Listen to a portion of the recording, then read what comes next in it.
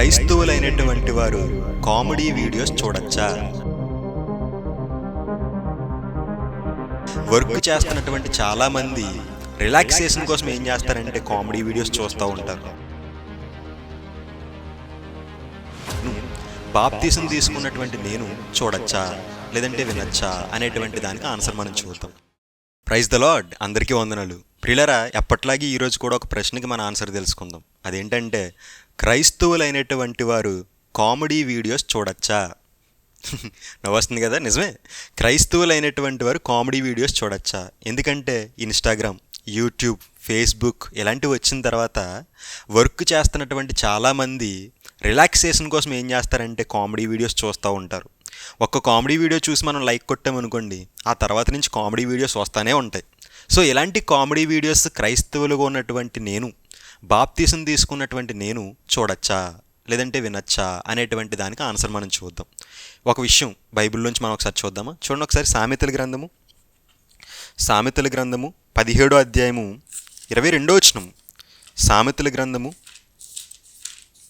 17వ అధ్యాయము 22వ వచనం. సామెతల గ్రంథం 17వ అధ్యాయము 22వ వచనం.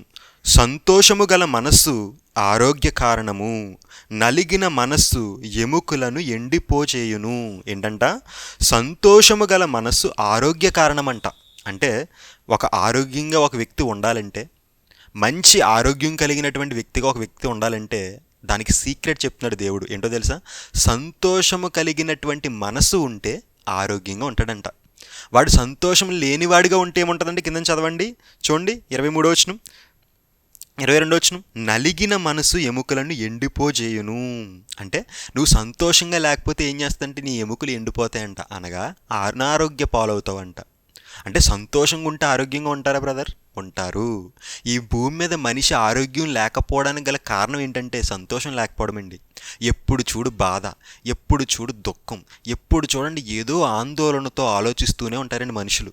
వాళ్ళ యొక్క కొంతమంది చెప్తుంటారు, నాకు రాత్రిపూట నిద్ర పట్టట్లేదు బ్రదర్, ఆలోచనలో మునిగిపోయి నాకు అసలు రాత్రిపూటలు నిద్రే రావట్లేదు బ్రదర్ అని చెప్పేటువంటి వాళ్ళు చాలామంది ఉన్నారు.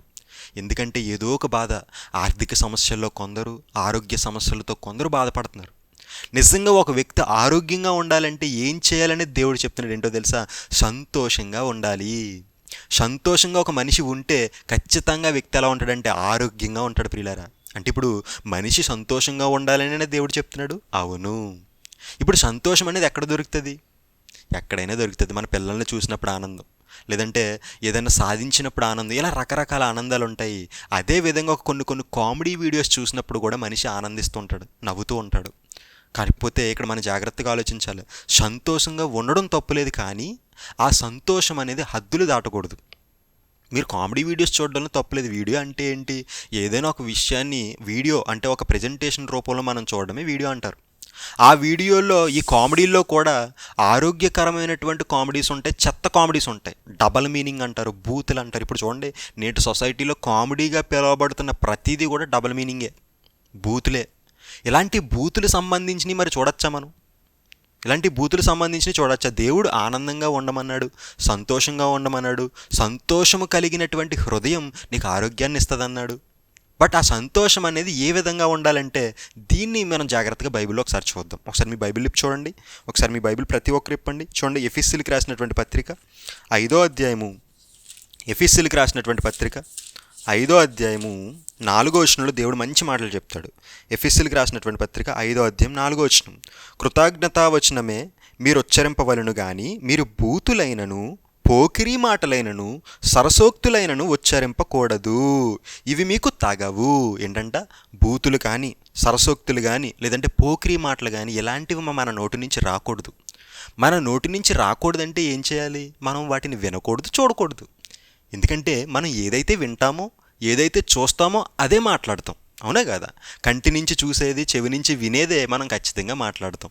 మనం ఒకవేళ ఈ సరసోక్తులు ఎక్కువ విన్నామనుకోండి, ఈ పోకిరీ మాటలు ఎక్కువ విన్నామనుకోండి, ఈ డబల్ మీనింగ్ డైలాగులు ఎక్కువ విన్నామనుకోండి, ఆటోమేటిక్గా మన నోటి నుంచి కూడా ఏమొస్తాయి? ఆ డబల్ మీనింగ్ జోకులే వస్తుంటాయి. ఈ నేటి కాలంలో జబర్దస్తులు అని చెప్పి మొత్తం డబల్ మీనింగ్ జోకులండి. చెత్త అనమాట, చెత్త అంతా కూడా జబర్దస్తుల్లో ఉంది. ఇన్స్టాగ్రామ్ ఓపెన్ చేస్తే చెత్త, యూట్యూబ్ ఓపెన్ చేస్తే చెత్త.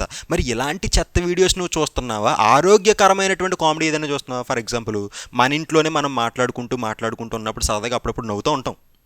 తల్లిదండ్రులతో మాట్లాడుకున్నప్పుడు కానీ, మన యొక్క ఫ్యామిలీ మెంబర్స్తో మాట్లాడుకున్నప్పుడు కానీ చక్కగా ఏదో జ్ఞాపకాలు గుర్తు తెచ్చుకుంటూ నవ్వుతూ ఉంటాం. దాన్ని ఏమంటారు? ఆరోగ్యకరమైనటువంటి కామెడీ అది. దానివల్ల నీకు ఏమొస్తుంది? అప్పటి వరకు నీకు ఉన్నటువంటి స్ట్రెస్ అంతా కూడా పోతుంది, నీకు మంచి రిలాక్సేషన్ ఉంటుంది. అలా కాకుండా ఇప్పుడు ఈ డబల్ మీనింగ్లు ఉన్నాయి చూసారా? ఈ డబల్ మీనింగ్లు వినడం వల్ల ఏమవుతుంది? నీకు కూడా డబల్ మీనింగ్లు అలవాటు అవుతాయి. ఎవరో ఒకరి మీద నువ్వు కూడా డబల్ మీనింగ్ జోకులు వేస్తుంటావు. కాబట్టి ఎలాంటి వినాలి? ఏదైతే ఆరోగ్యకరమైనటువంటి కామెడీస్ ఉంటాయో అవి విన్నా తప్పులేదు. కాకపోతే ఇలాంటి పోకిరీ మాటలు కానీ, సరస్యోక్తులు కానీ, ఇలాంటి చెత్త వీడియోస్ ఏవి కూడా మన యూట్యూబ్లో చూడకూడదు.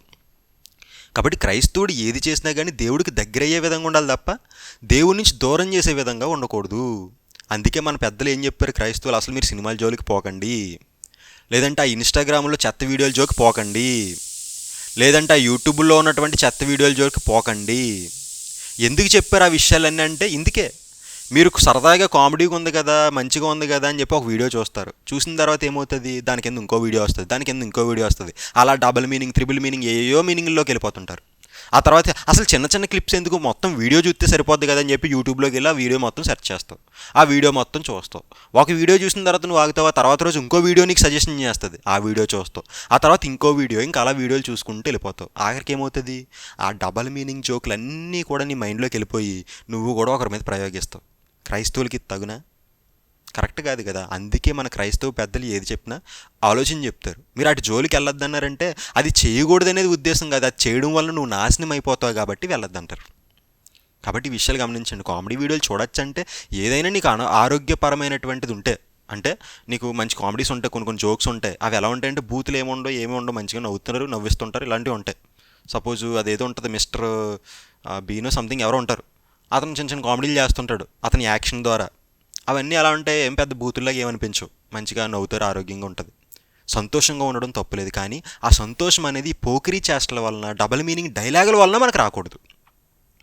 ఆరోగ్యకరమైనటువంటి మాటల వల్లే మనకు ఆనందం రావాలి తప్ప ఇలాంటి పోకిరీ చేష్టల వల్ల, సరశక్తుల వల్ల, ఇలాంటి వాటి వల్ల మనకు సంతోషం అనేది రాకూడదు. అలాంటి సంతోషాన్ని మనం వెతుక్కోకూడదు. నిజంగా సంతోషం ఎక్కడ ఉంటుంది అంటారా? దేవుని గ్రంథంలో ఉంటుందండి. దివారాత్రులు ధ్యానించమన్నాడు. ఆ ధ్యానించడం ద్వారా మనకి ఏమొస్తుంది తెలుసా? ఆనందం వస్తుందండి. నిజంగా మీరు దేవుని వాక్యంలో ఆనందం వెతకాలి, కానీ ఈ ప్రపంచంలో మరి దేనిలోని మీకు ఆనందం దొరకదండి. ఒక్కసారి దేవుని వాక్యంలో ఆనందించడం ప్రారంభించిన ఏ వ్యక్తి అయినా సరే ఈ లోకంలో దేని మీద ఆశ పుట్టదు.